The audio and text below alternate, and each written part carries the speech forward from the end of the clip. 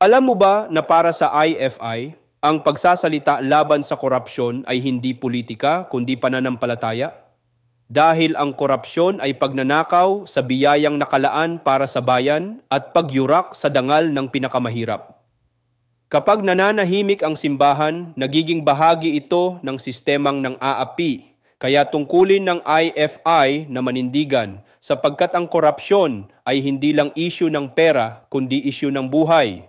Pagkain sa mesa, serbisyong panlipunan, kaligtasan ng mga bata at kinabukasan ng sambayanan. Ang pananampalataya ay dapat sumalungat sa anumang pumapatay sa pag-asa ng bayan. At kung tunay ngang para sa Diyos at bayan ang ating pagsamba, dapat kasama rin doon ang pagtutol sa katiwalian. Ako si Bishop Tonyo, Obispong Migrante sa Europa, at ito ang Araling IFI. Magsamba, mag-aral, maglingkod.